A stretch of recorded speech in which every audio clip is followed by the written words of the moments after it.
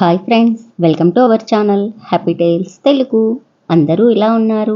అందరూ బాగుండాలని ఆశిస్తూ ఈరోజు కథలోకి వెళ్ళిపోదాం. జోగులపల్లి అనే గ్రామంలో ఒక కుటుంబం ఉండేది. కాంతమ్మ ఇంటికి పెద్ద. ఒక్కగానొక్క కొడుకు కామేశం చిల్లర కొట్టు వ్యాపారం చేసేవాడు. అతని భార్య కమల.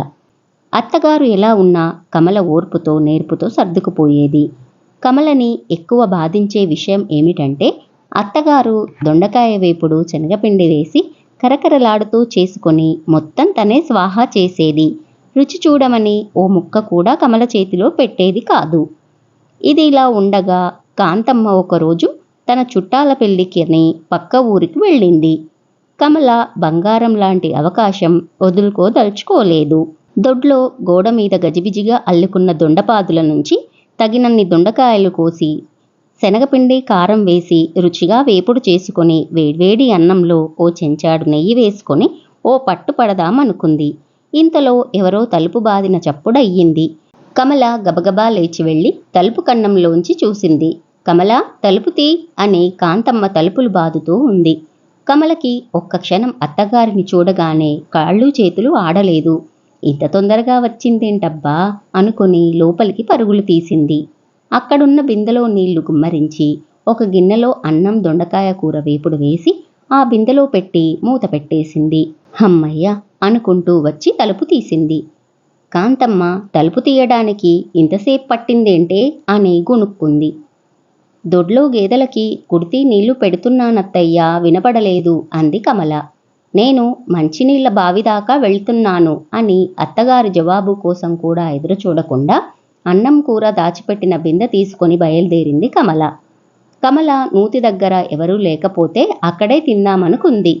కానీ అక్కడ చేరిన అమ్మలక్కల గుంపు చూసి ఉపయోగం లేదని అక్కడి నుండి వెళ్తే బాగుంటుందని ఒకసారి చుట్టుపక్కల చూసింది.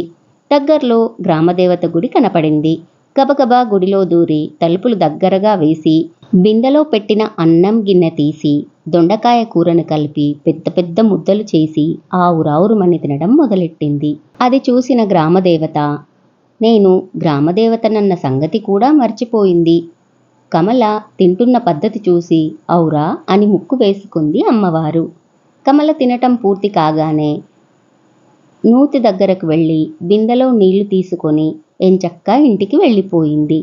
ఆ రోజు సాయంత్రం గ్రామదేవతకు పూజలు చేద్దామని వచ్చిన పూజారి అమ్మవారి ముక్కు మీద వేలు చూసి అదిరిపడ్డాడు.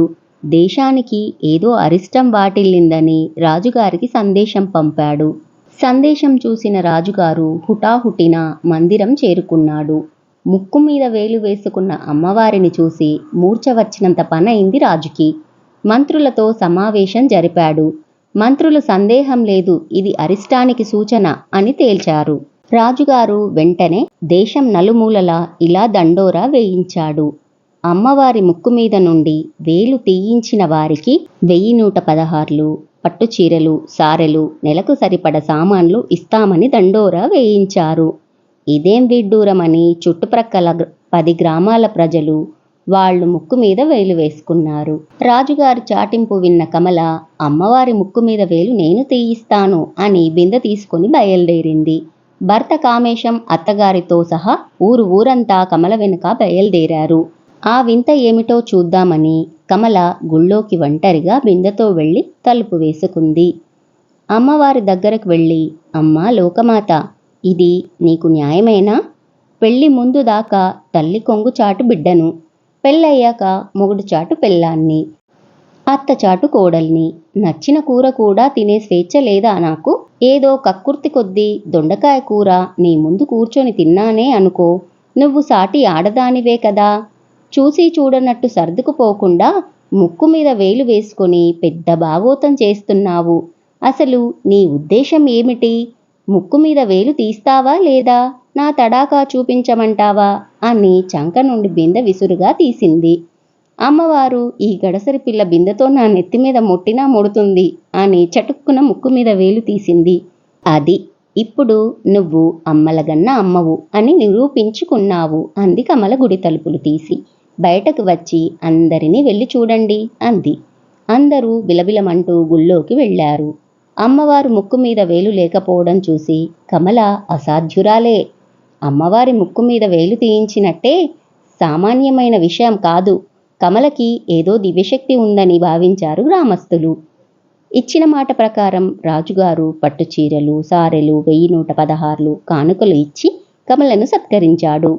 కానుకలు తెచ్చిన కోడల్ని చూసి అత్తగారు కాంతమ్మ కూడా సంతోషించింది. గ్రామస్తులందరూ కమలకి ఏదో దివ్యశక్తి ఉందని భావించి అమ్మవారి కన్న ముందు మొక్కుబడులు, కానుకలు కమలకు సమర్పించడం మొదలుపెట్టారు. కూరలు, పళ్ళు, పలహారాలు, ధాన్యం గింజలు, కోళ్ళు వగైరాలతో ఇల్లు నిండిపోయింది.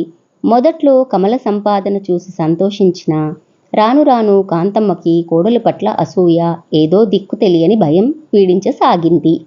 ఒకరోజు కమల లేని సమయం చూసి కొడుకుతో, ఒరే కామేశం, కమలని చూస్తే నాకెందుకో భయంగా ఉందిరా అంది. ఎందుకమ్మా అన్నాడు కామేశం. నోట్లో వేలు పెడితే కొరకడం కూడా చేతకాని నీ పెళ్ళాం అమ్మవారి ముక్కు మీద వేలు ఎలా తీయించిందిరా? ఏమైనా మాయలు మంత్రాలు వచ్చునేమోరా నాయనా అంది. అలా అనిపిస్తుందా నీకు? దాని మొహం, దానికి అలాంటివేమీ తెలియదు అని కొట్టిపారేశాడు కామేశం. కొడుకుతో కోడలు గురించి, నీ పెళ్ళాం సామాన్యురాలు కాదు, నన్ను నమ్ము. ఓ రోజు నిన్ను నన్ను కలిపి మింగుతుందిరా. నా మాట విని దీని పీడ వదిలించుకోరా బాబు అని అనటం మొదలెట్టింది. అందరాళ్ళేస్తే ఓ రాయి తగిలినట్టు కొడుకు కామేశానికి కూడా తల్లి మాటల వల్ల ఏదో భయం పట్టుకుంది. ఒకరోజు తల్లిని పిలిచి అడిగాడు. అమ్మా, ఏదైనా ఉపాయం ఆలోచించావా? దీని పీడ వదిలించుకుందాం అన్నాడు. ఆలోచించకేం నాయనా అని కొడుకు చెవిలో ఏదో చెప్పింది. బాగానే ఉందమ్మా అని తలోపాడు కామేశం. ఆ రోజు అర్ధరాత్రి కమల గాఢ నిద్రలో ఉంది. ఇదే మంచి సమయం అని కమలను పడుకున్న చాపతో సహా చుట్టి ఎడ్లబండి మీద వేసుకుని బయలుదేరారు తల్లి కొడుకులు. బండి కుదుపులకు మేల్కువ వచ్చింది కమలకు. అరిస్తే మొదటికే మోసం రావచ్చునని మౌనంగా ఈ గండం నుండి గట్టెక్కేదెలా అని ఆలోచిస్తుంది. ఇంతలో శ్మశానం రానే వచ్చింది. తల్లి కొడుకులిద్దరూ కలిసి కమలను చాపచుట్టగా తెచ్చి ఓ పక్కన పెట్టారు. ఒరేయ్, అగ్గిపెట్ట తెచ్చావా అంది కొడుకును చూసి. జోబులు తుడుముకొని చూసుకొని, అయ్యో మర్చిపోయానమ్మా అన్నాడు కామేశం. అయితే ఎదురుగా కాలుతున్న కాష్టంలోంచి ఓ మండుతున్న కట్టెపుల్ల పట్రా అంది. వామ్మో, నాకు భయం, నేను పోను, నువ్వే వెళ్ళి పట్రా అన్నాడు. నాక్కూడా భయంగా ఉందిరా అంది కాంతమ్మ. నేను ఇంటికి వెళ్ళి అగ్గిపెట్ట తీసుకొని వస్తాను, అప్పటిదాకా ఇక్కడే ఉండు అంది కొడుకుతో. అమ్మో, నా వల్ల కాదు, నేను కూడా నీతోటే వస్తాను అని ఇద్దరు అగ్గిపెట్ట కోసం ఎడ్లబండిలో మళ్ళీ ఇంటికి బయలుదేరి వెళ్లారు. ఇది మంచి సమయం అనుకుని కమల చాపచుట్టలోంచి బయటకు వచ్చి దుప్పట్లో గడ్డి గాదం కూర్చి దుప్పటిని చాపలో పెట్టి కట్టి ఎదురుగా ఉన్న చెట్టెక్కి కూర్చుంది. కాసేపటికి తల్లి కొడుకులిద్దరూ వచ్చి చాపకు నిప్పంటించి వెళ్ళిపోయారు. ఎంత కిరాతకానికి ఒడిగట్టారు! వీళ్ళిద్దరి పని తెల్లారగానే చెప్తా అని నిద్రలోకి జారుకుంది కమల. సరిగ్గా అదే సమయానికి నలుగురు దొంగలు వాళ్ళు కొట్టేసిన నగానట్రా పంచుకుందామని ఆ చెట్టు క్రిందకి చేరారు. వాళ్ళు అలా పంచుకుంటూ ఉండగా కమల నిద్రలో చెట్టు కొమ్మ మీద నుండి జారి ధడేల్మని కింద పడిపోయింది. అందులో ఒక దొంగ, ఈమె అమ్మోరు తల్లి ముక్కు మీద వేలు తీయించిందిరా, ఆమె ఆ గ్రామదేవత కన్నా పెద్దమ్మరా అన్నాడు. ఆ నలుగురు దొంగలు మొత్తం నగానట్రా ఆమె ముందు కుమ్మరించి సాష్టాంగ నమస్కారం చేసి పరుగులు తీశారు. కమల ఆ నగలు అన్నీ చక్కగా మూటకట్టి తలమీద పెట్టుకొని తెల్లవారే సమయానికి ఇల్లు చేరింది. ఇంటి తలుపులు దబాదబా బాదింది. అత్తగారు కాంతమ్మ తలుపులు తీసి కమలను చూసి దయ్యం దయ్యం అని కిందబడి ఓ కాలు చెయ్యి కొట్టుకోవడం మొదలెట్టింది. కొడుకు కామేశం లోపల నుండి పరిగెత్తుకుంటూ వచ్చాడు. భార్య కమలను సజీవంగా చూసి భయంతో కింద పడిపోయాడు. కమల వాళ్ళిద్దరి మొహం మీద నీళ్లు చల్లి ఇంట్లోకి పదండి చెబుతాను అని లోపలికి తీసుకెళ్ళింది. అత్తయ్య, మీరు ఈయన కలిసి చాపకు నిప్పంటించి పరుగు పెట్టారు. అప్పుడు గ్రామదేవత ప్రత్యక్షమై నన్ను మంటల్లో నుండి కాపాడింది. మీ ఇద్దరి భరతం పడతానని బయలుదేరింది. నేను వద్దు తల్లి, ఏదో అజ్ఞానం కొద్దీ, భయం కొద్దీ నా పట్ల ఇలా ప్రవర్తించారు. నా తరపున వాళ్ళని క్షమించమని కోరాను. గ్రామదేవత నా భక్తి పట్ల నాకు మీ పట్ల ఉన్న ప్రేమాభిమానాలకు సంతోషించి ఈసారికి నీ అత్తను మొగుడిని క్షమిస్తున్నాను.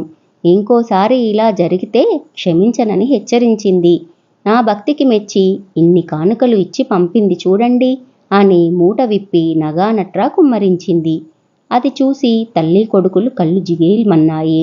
అప్పటి నుండి కమలను ప్రేమగా గౌరవంగా చూడసాగారు తల్లి కొడుకులు. కమల తనకు నచ్చిన చీర కట్టుకొని తనకు ఇష్టమైన వంటకాలు తిని సంతోషంగా స్వేచ్ఛగా ఉంది. గ్రామదేవత దగ్గరకు వెళ్ళి, అమ్మా, నేను నిన్ను అడ్డంగా పెట్టుకొని నా జీవితం బాగు చేసుకున్నాను, నన్ను క్షమించు తల్లి అని కృతజ్ఞతలు తెలిపింది. గ్రామదేవత కమల తెలివితేటలకు ఆశ్చర్యపోయి ముక్కు మీద వేలేసుకోపోయి, అమ్మో వద్దులే అని ఊరుకుంది. ఇది మన కమల కథ. కథ నచ్చిందా? అయితే లైక్ చేయండి, షేర్ చేయండి, మన ఛానల్ని సబ్స్క్రైబ్ చేసుకోండి. Thank you for watching.